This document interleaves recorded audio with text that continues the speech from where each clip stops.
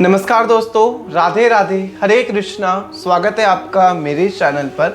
तो आज बात करेंगे मोहिनी एकादशी के ऊपर कि मोहिनी एकादशी की पूजा विधि क्या है, मोहिनी एकादशी कब पड़ रही है, पारण का समय क्या है और बाकी की अन्य जानकारी पर। तो चलिए जो है सबसे पहले जान लेते हैं मोहिनी एकादशी साल 2025 में कब पड़ रही है।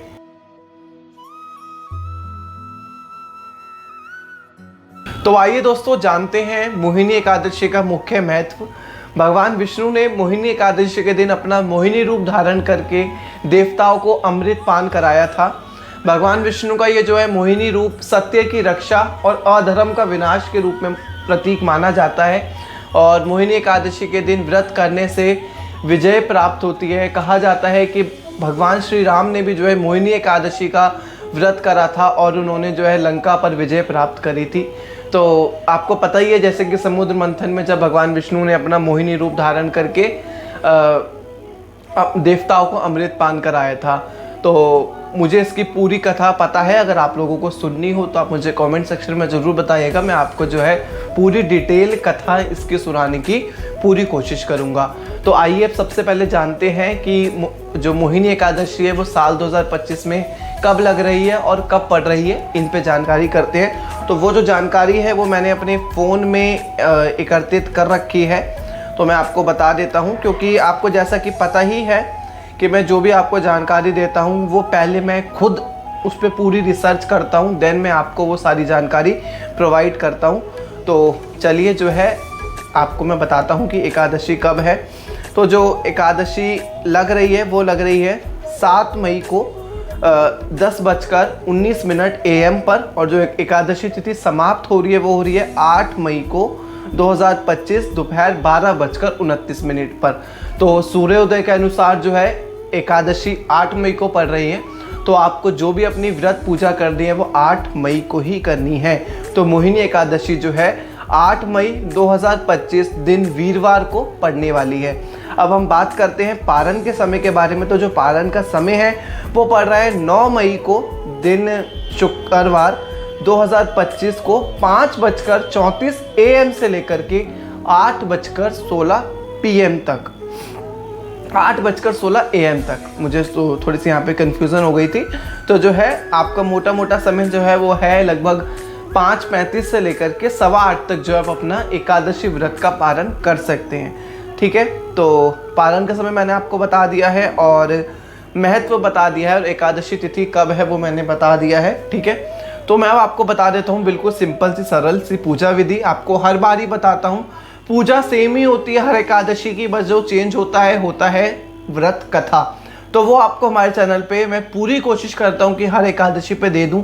लेकिन कभी कोई एकादशी हो जाती है कि मेरी तबीयत ख़राब है या कुछ ऐसा शेड्यूल हो गया है कि मुझे वीडियो बनाने का टाइम नहीं मिल पाया, तो वो चीज़ अलग हो जाती है। लेकिन पूजा हर एकादशी की सेम होती है, चेंज होती है तो कथा।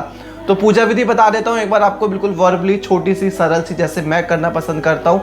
तो जो एकादशी का व्रत है वो 3 दिन का होता है। दशमी से शुरू होता है, द्वादशी पर आकर ख़त्म होता है। दशमी पे आपको दिन ढलने से पहले या दिन ढलने के बाद बिना प्याज लहसुन का और बिना चावल का भोजन ग्रहण करना होता है। और भूमि पर शयन करते हुए या आप शैया पर भी शयन कर सकते हैं, ब्रह्मचर्य का पालन करते हुए। मेन बात इस ब्रह्मचर्य का पालन करते हुए आपको अपनी दशमी तिथि का जो है निर्वाह करना होता है। फिर एकादशी को आपको सुबह जल्दी उठकर स्नान करना होता है। स्नान के पानी में आपको गंगा जल डाल के स्नान करना होता है। और फिर उसके बाद आपको तुलसी जी में दिया अर्पित करना होता है। आपकी जो भी ठाकुर जी की रोज़ की पूजा होती है वो आपको करनी होती है। एकादशी के दिन आप ठाकुर जी को पंचामृत से स्नान जरूर कराएं और ठाकुर जी के चरणों में तुलसी पत्र जरूर से अर्पित करें। शालिग्राम भगवान को भी आप पंचामृत से स्नान कराएं, तुलसी पत्र समर्पित करें। तुलसी मंजरी अगर मिल जाती है तो वो भी जरूर समर्पित करें। और अगर आपको भगवान श्री कृष्ण को भगवान विष्णु का मोहिनी रूप धारण कराना है तो वो भी आप करा सकते हैं, कोई कंपलसरी नहीं है। अगर आपकी इच्छा है तो करा सकते हैं। और या आप मानसिक रूप से भी जो है भगवान श्री विष्णु का मोहिनी रूप को मतलब ध्यान करते हुए अपनी जो एकादशी की पूजा कर सकते हैं। पूजा में कुछ नहीं होता है, स्नान कराएं पंचामृत से, तुलसी पत्र चढ़ाएं, फूल चढ़ाएं और आरती करें। आप ओम जय जगदीश हरे की आरती कर सकते हैं, आरती कुंज बिहारी की, श्रीधर कृष्ण मुरारी की भी कर सकते हैं। आरती में आपको कपूर जरूर जलाना है, धूप जलानी है और जोत तो देसी घी का दिया तो आपका जलता ही जलता है। इससे करनी है आपको भगवान विष्णु की आरती, और आरती करने के बाद आपको करनी है एकादशी की कथा, जो आपको हमारे चैनल पर मिल ही जाएगी। एकादशी से पहले तो आप उसको सुन लीजिएगा।